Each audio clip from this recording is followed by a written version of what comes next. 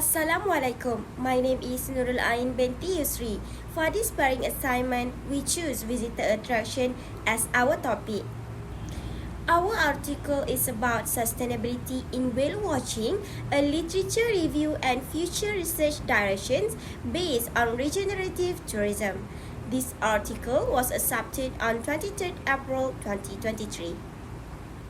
The members of this group consist of two people, which is me, NURUL BINTI YUSRI, and Nur KHAIREEN ATIQAH. This is the content of this presentation. The introduction, main issues, and analysis of the issues were presented by me, while suggestion, critique, and conclusion were presented by Nur KHAIREEN ATIQAH. This article aims to achieve a balance between human well-being and nature, as well as a balance of whale-watching development and sustainability. In this article, there is scientific consensus that human activity through whale watching is causing an increasing amount of damage to the nature environment.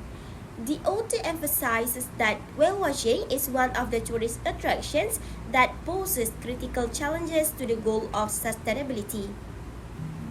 The main issue in this article is the increasing level of harassment of whales and dolphins. There are also some other issues mentioned by the authors, such as neglecting the impact of the operator's marketing strategy, tourist behavior challenging the design of management solution, as well as inadequate resources of authorities to monitor the operator's compliance. The issue of an increased level of harassment of whales and dolphins is due to the goal of meeting the expectations and desires of tourists. While for the issue of the impact of operators' marketing strategies and how they project the activity's image has been neglected, especially from the point of view of animal welfare because of the existence of amazing behavioral advertising. For example, dolphins jumping or doing impressive pirouettes.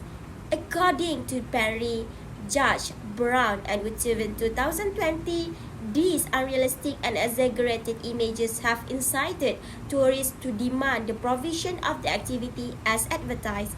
As for the issue of tourist behavior challenges the design of management solutions, it is because whale watchers are not all equally receptive to nor always interested in and learning about environmental conservation.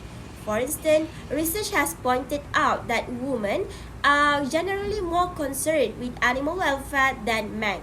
Finally, the issue of inadequate resources of authorities to monitor operators' compliance with legislation or their poor leadership has compromised the enforcement of viable management practices in responsible whale watching.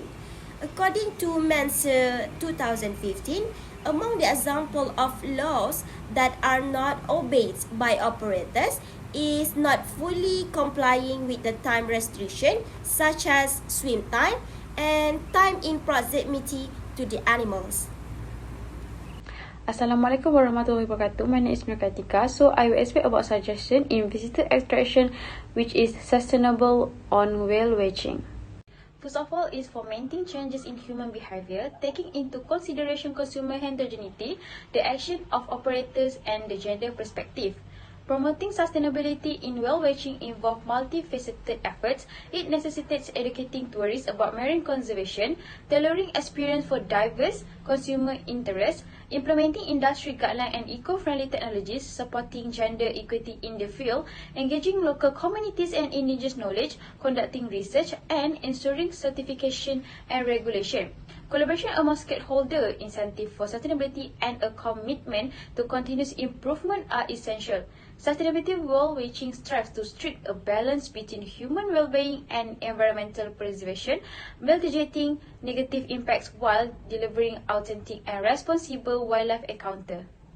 Next is reducing the less visible and cumulative long-term effect on citizens due to the direct impact from human activity. Sustainable whale-watching focuses on minimizing the hidden long-term harm from human activity on whales. These include things like noise pollution and habitat damage, along with more obvious impacts. To address this, sustainable practices involve responsible behavior near whales, slower boats, and careful protection of their homes.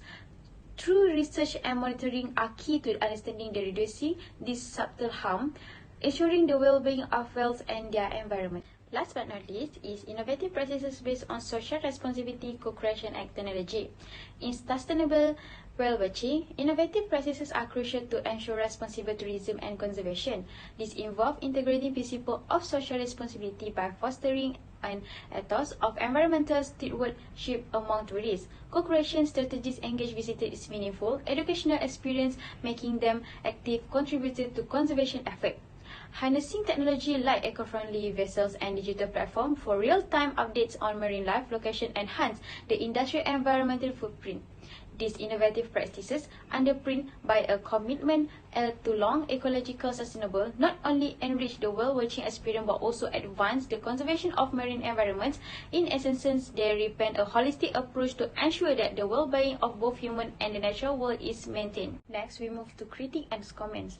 First, the adoption of the narrative paradigm could contribute to moving whale-watching towards a more proactive regeneration of the industry, tourist destination, local communities, and coastal and marine environments rather than simply focusing on reducing its impacts.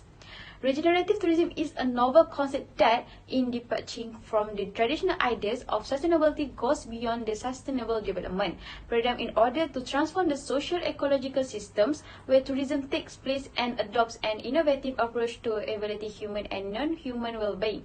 It relies on social awareness building and the co-creation of meaningful tourism experience, promotes local involvement and genuine community benefits, as well as a restorative relationship with nature in all dimensions and at all scales.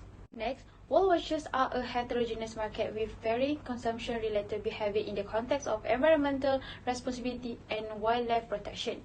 Whale watching tourists from a diverse market with a spectrum of consumption behavior related to environmental responsibility and wildlife protection. Some are highly conscious of the ecological impact of their activity and actively seek out of sustainable and educational experience that contribute to marine conservation efforts. They are more likely to support operators with strong environmental credentials. Others may be less informed or prioritize personal enjoyment over environmental concerns. Recognizing this heterogeneity is essential for operators and policymakers.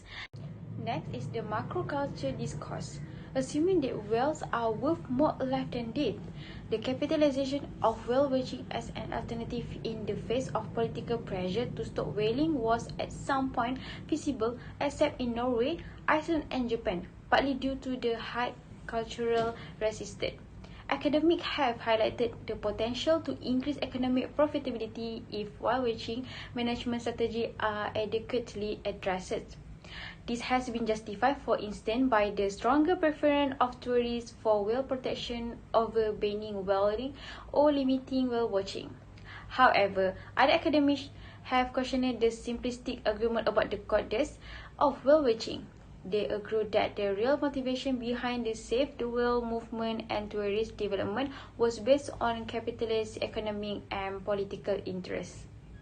In conclusion, whale watching is multifaceted and ever-evolving tourist venture that grapples with various unresolved issues when it comes to effectively harmonizing human enjoyment with the environment.